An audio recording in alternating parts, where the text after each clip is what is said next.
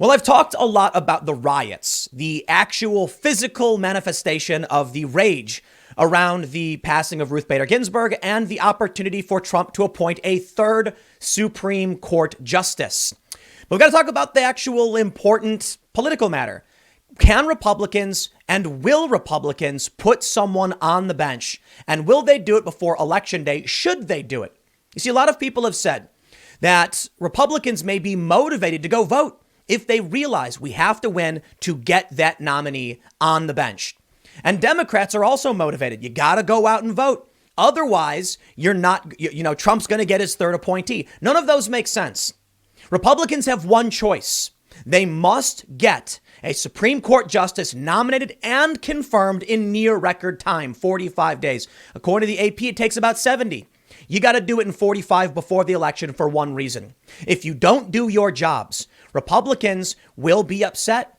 Why would they vote for someone who's not doing their jobs? More importantly, the Democrats are highly motivated right now to win. They want to win in the hopes they can block the nomination and they can get their Supreme Court justice to replace Ruth Bader Ginsburg. If they lose on November 3rd, it's true.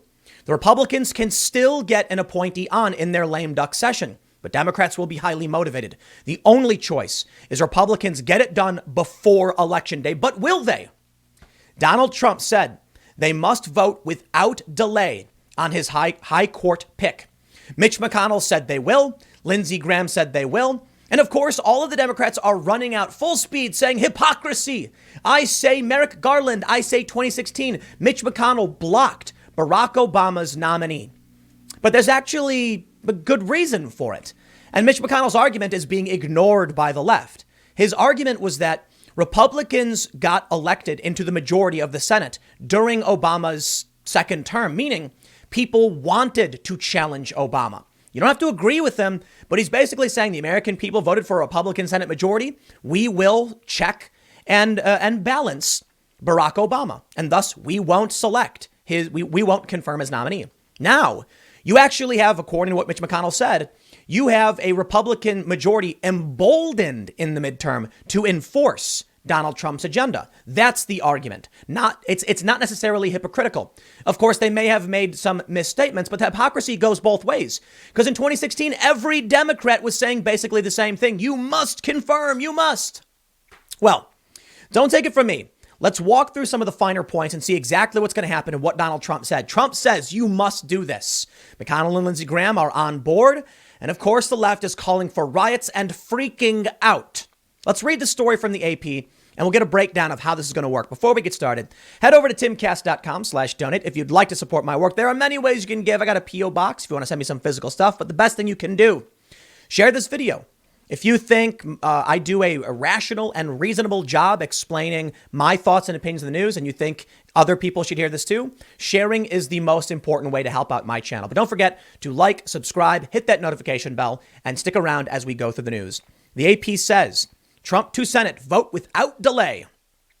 President Donald Trump on Saturday urged the Republican-run Senate to consider without delay his upcoming nomination to fill the Supreme Court seat vacated by the death of Justice Ruth Bader Ginsburg just 6 weeks before the election. Wow, man. You want to talk about spicy timing, dude. The White House was making preparations to select a nominee for the seat held by Ginsburg, who spent her final years on the bench as the unquestioned leader of the court's liberal wing. Senate Majority Leader Mitch McConnell of Kentucky vowed on Friday night, hours after Ginsburg's death, to call a vote for whomever Trump nominated. Democrats said Republicans should follow the precedent they set in 2016 by not considering a Supreme Court choice in the run-up to an election. Of course, you've already heard me explain the actual argument. The left is ignoring the actual core argument from Mitch McConnell. Trump made his view clear in a tweet Saturday. We were put in this position of power and importance to make decisions for the people who so proudly elected us, the most important of which has long been considered to be the selection of United States Supreme Court justices. We have this obligation without delay. Democratic presidential nominee Joe Biden said any vote should come after the November 3rd election. Voters should pick the president, and the president should pick the justice to consider, Biden said. The impending clash over the vacant seat, when to fill it and with whom, is sure to significantly affect the stretch run of the presidential race. further stirring passions in a nation already reeling from the pandemic that has killed nearly 200,000 people, left millions unemployed, and heightened partisan tensions and anger. McConnell, who sets the calendar in the Senate, has made judicial appointments his priority, declared unequivocally in a statement that Trump's nominee would receive a confirmation vote in the chamber. In 2016, McConnell refused to consider President Barack Obama's choice for the high court months ahead of the election, eventually preventing a vote. As the nation learned of Ginsburg's death, Trump was unaware, speaking for more than an hour and a half at a Minnesota rally without mentioning it. He huddled with aides after stepping off stage, but acted surprised when he spoke with reporters moments later, saying he did not know she had died. It's really weird how they frame it that way. Looks like he didn't know. He doesn't need to lie about it. He could have come. Okay, so I don't know if you saw the video. Donald Trump walks over to a reporter and they ask him his thoughts about it. And he looks shocked and he goes, "I'm just hearing this. Wow, I didn't know." And he said she was an amazing woman, led an amazing life. So what? I don't understand why they're trying to insinuate he's faking it. He could have just walked up and said, "I just heard from my aide and I'm saddened to hear it." I don't get it. It makes no sense that the media has to frame everything this way every single time. It makes no sense. Well, first, I want to highlight this tweet here from Karen Tumulty. She said, "A Republican pollster just told me that this court fight could motivate young women to turn out this year. They may not vote for Biden, but they will vote for Ruth." Interesting. I said, unless the GOP confirms Trump's nominee before election night, in which case they've already lost the fight. So what? They may get motivated by, I don't know, I guess revenge or retribution. Donald Trump, how dare he fill this Supreme Court seat? We're going to come out in force. But it's nowhere near as powerful as fear. As the saying goes, I can run faster scared than you can mad. If the Republicans get the job done, they'll be angry and they won't be running nearly as fast as they would be if they were scared. Right now, they're scared. They know that there could be a 6-3 conservative majority on the Supreme Court, and they are running terrified.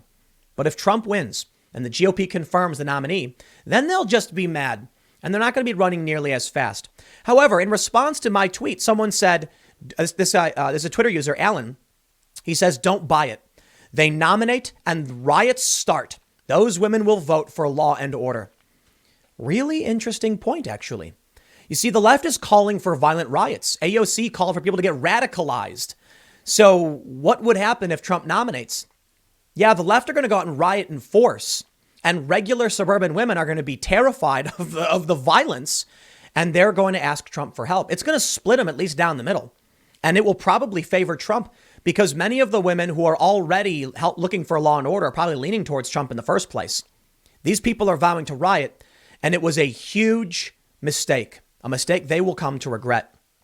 Jan Crawford, who could potentially fill the seat? Well, Jan Crawford of CBS says federal appeals court judge Barbara Lagoa of Florida, a Columbia law school grad like Ruth Bader Ginsburg, and first-generation Cuban American, has emerged as one of the top SCOTUS contenders. Shortlist also includes Judge Amy Coney Barrett, Deputy White House Counsel Kate Comerford Todd. It may be Barbara Lagoa, because Republicans do want to have legitimate diversity. As much as the left won't tell you this, they do. That's why at the RNC, they did put up what the left would call marginalized voices. What did the left do? Insulted them and called them tokens. I think Republicans recognize that you've got a lot of moderate people in this country. They want to recognize that we are a melting pot, and it's politically expedient for them to find someone who is ideologically on board with conservatives, but fits the roles that Democrats want to see. Look, I'm just going to be honest with you. I think the Democratic Party is embracing overt racism with their identitarian policy, critical race theory. And so they'll look to a nominee and say, woman, female, Cuban, good enough for me. Whereas the conservatives are saying, what does she believe? And what are her positions in terms of the Constitution? Of course, there are a lot of leftists who don't care and will pretend to care about racism. And then they'll call someone like Candace Owens, who's black, a white supremacist, or someone like Ben Shapiro, who's Jewish, a Nazi. Yeah, they don't act, the consistency, not a strong point. But it does seem politically expedient for them to play up to the left's own demands, but putting on a conservative seems rather clever.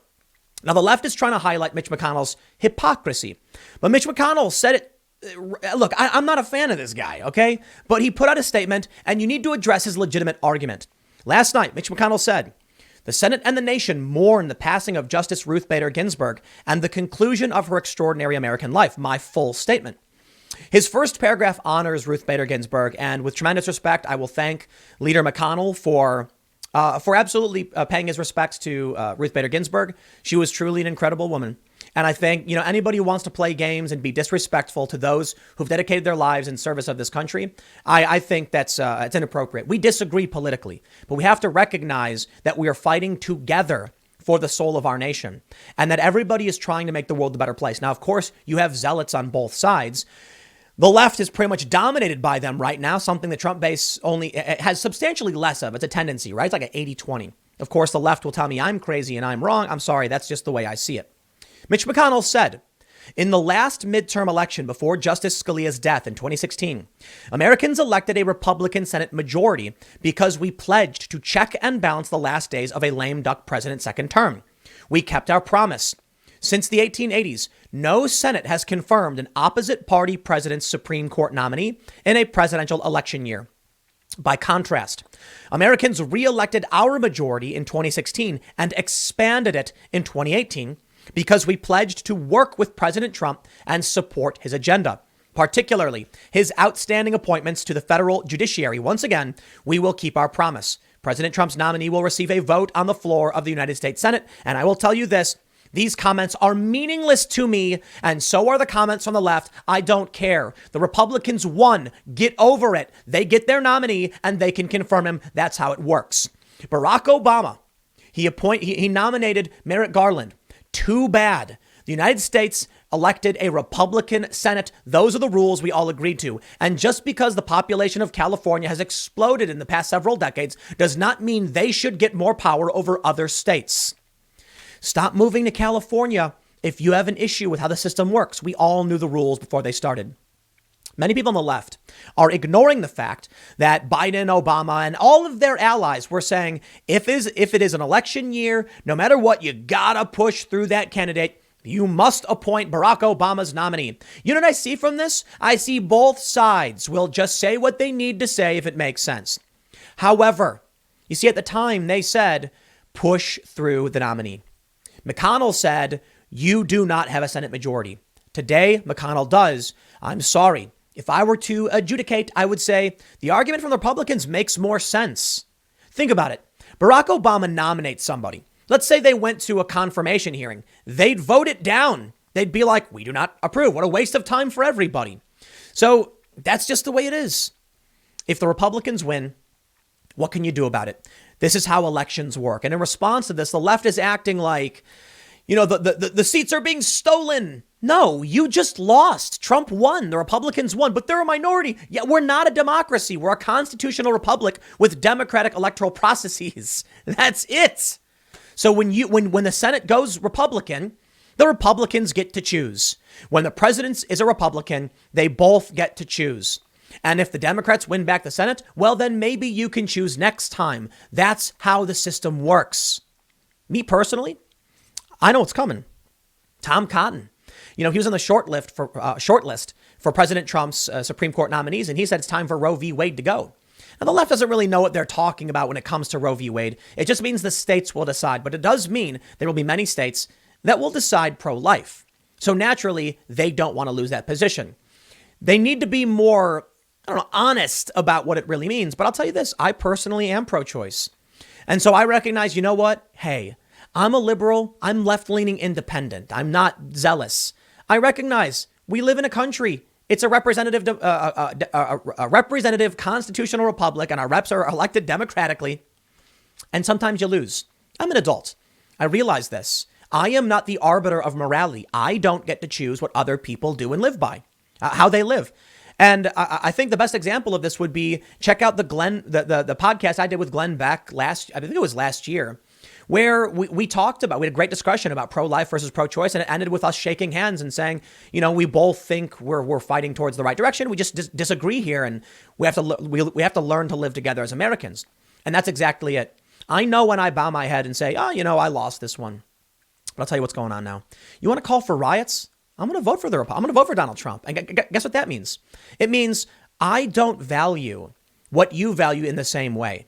Okay, if you think Roe v. Wade is the most important thing in the world, and then you call me a misogynist or say whatever because I don't agree, I'm pro-choice, dude.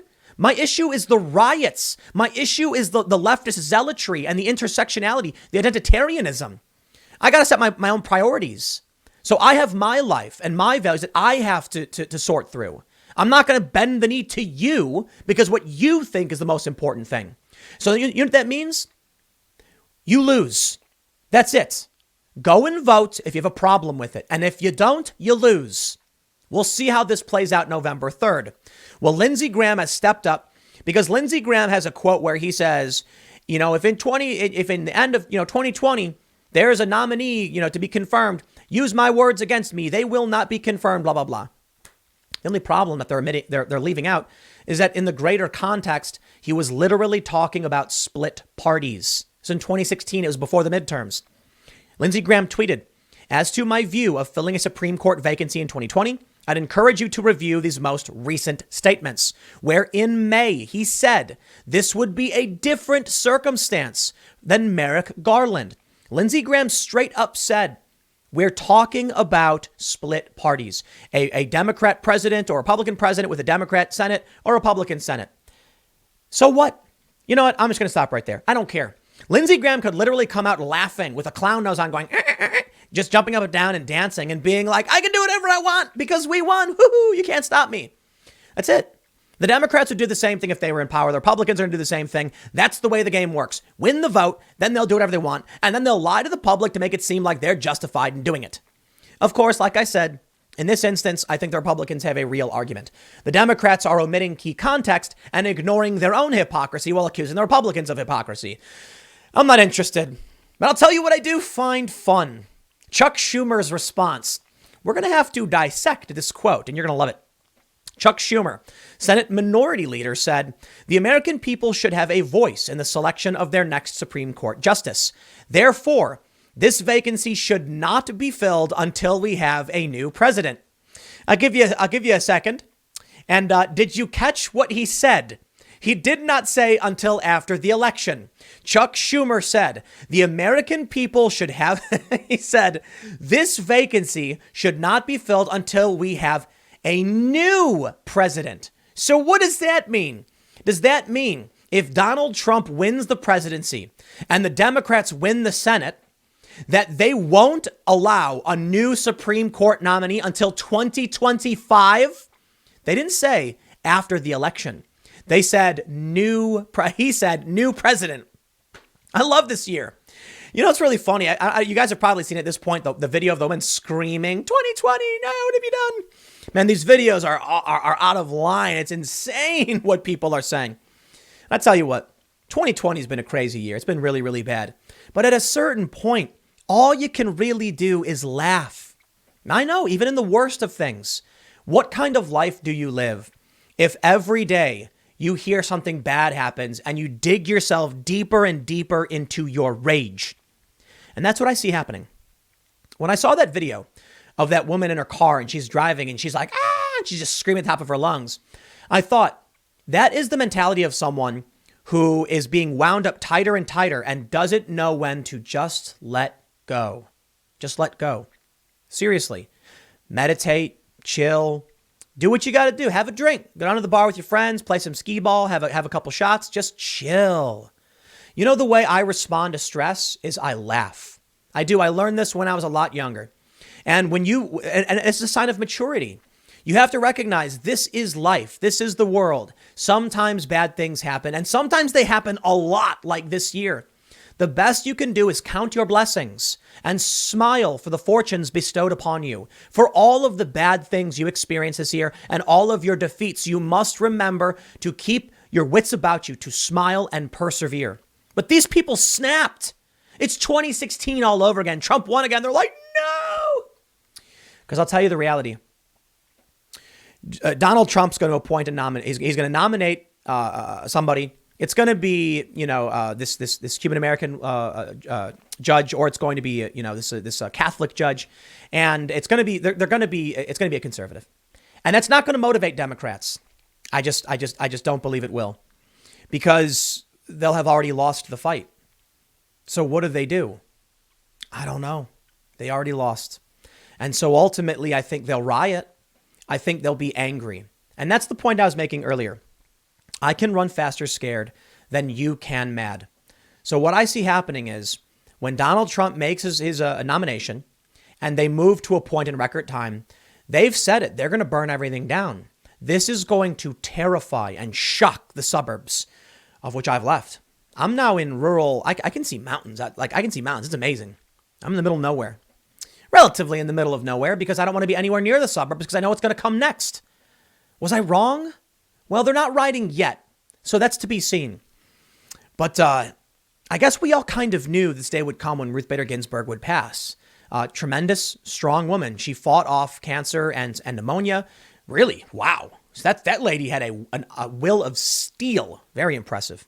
But we knew the time would come and we knew the result would be riots because we saw what happened with Brett Kavanaugh. So I said, I'm getting out. But what about all the people left behind? Who are they going to vote for? I was talking to locals in my neighborhood, my old neighborhood, who are saying that they're sick of the Democrats. They're sick of the riots. They're sick of the lies and they're sick of the media. And they're voting for Donald Trump and they're going to vote Republican down ticket. For better or for worse, they just didn't care. They're tired of leftist insanity. They're not going to win the suburbs back in this case. This was the greatest gift to Donald Trump times 1,000. I mean, look, it's sad. OK, and Donald Trump's reaction to the passing of Ruth Bader Ginsburg was shock and sadness. And again, I say this to him. I say this to Biden. I say this to McConnell. With respect to their statements, they honored Ruth Bader Ginsburg. Politically, the Republicans have just gained a ridiculous win. I mean, it's absurd. Not only are they going to get a 6-3 conservative majority on the Supreme Court, but now the left is going to go riot because of their blind rage, and they're going to terrify the suburbs into voting for Trump. They're lining him up to give him everything he wants. Why would they do that? I just don't get it. Well, I think it's really easy, actually. There's no leadership on the left. There's no one telling the party. Look, the best they could muster was Joe Biden. There's no leadership. What's Obama doing? Nothing. He's out. He's chilling. He's made some statements. Hillary Clinton has as well, but there is no strong Democrat personality. None. The best they have right now, the leader of the Democratic Party, is in fact Joe Biden. To be honest, I think it's actually Ocasio-Cortez. As much as the New York Times, David Brooks would try to argue it's not, saying we have a robust and strong center, the new Democrat coalition, center, left, and moderate Democrats that no one's ever heard of, that have very few followers. The other night, AOC got 1.5 million views on her live stream. That is insane. Okay, let me tell you something. I do this podcast, this show every day, no days off, doing 4 hours of content, and I get 100 million listens, downloads, views, whatever per month. But I have to put out a ton of videos. It is rare that I get a video that gets close to 1 million. In the past, this week, I had one video that hit 1 million. And for me, I'm like, wow, I did it. And I do this for a living. AOC turns on her Instagram and she goes, get radicalized, everybody. Boom, 1.5 million views. I can't even pull that off. I mean, those are Joe Rogan numbers. Seriously, Rogan does his podcast on YouTube. Now it's on Spotify, but on YouTube, you'd see between 1 and 2 million in the first day. AOC did it overnight. So listen, you got to recognize Ocasio-Cortez is a force to be reckoned with. I disagree with her. Give her respect for some of the things she's accomplished. She certainly knows how to play to the media. She's stronger than Joe Biden is. But think about what she said. I went over this in my earlier segment. What did AOC say? Radicalize. Is that going to win the suburbs? No. But that's the message America is going to hear when she reaches 1.5 million people, just like by snapping her fingers. Joe Biden, right now, there's a tweet going around. He put a lid on the press pool. He's gone. He will not be campaigning today. And there was shock. People saying, are you kidding me? Joe Biden needs to be out and vocal, telling people, assuring them, I'm here for you. We're going to get the job done. Gone. What is going on with the Democrats? Disarray, chaos. Shambles. It truly is remarkable, in my opinion, that at a time when they needed leadership most, Joe Biden, I was going to say Barack Obama, Joe Biden's gone. He's gone. He is gone. So now they're all freaking out. Who is going to tell them to remain calm? Who's going to rally them? No one.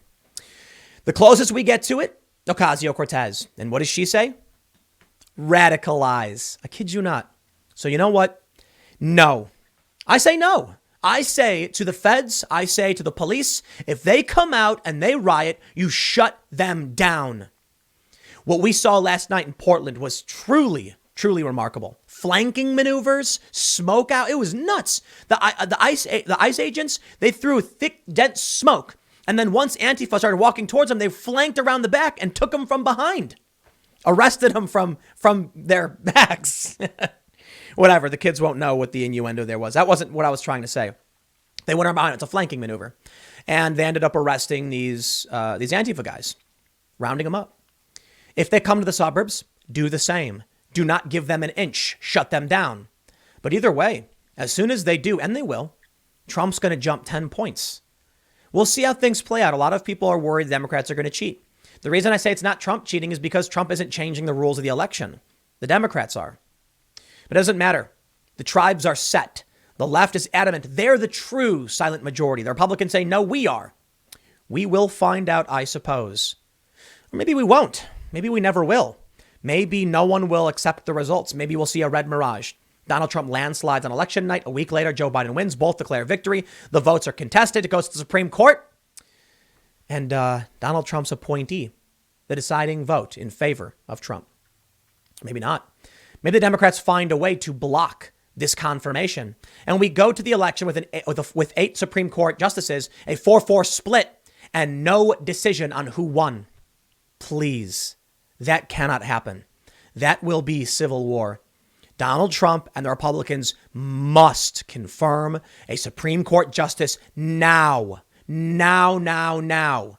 The best time to do it is now. You can't, I know. The next best time is ASAP, first thing. Because we cannot allow this election to go to the courts and not have a Supreme Court ready and able. Because that could be civil war. I'll leave it there. Next segment's coming up at 6 p.m. over at youtube.com/TimCastNews. Thanks for hanging out, and I will see you all then.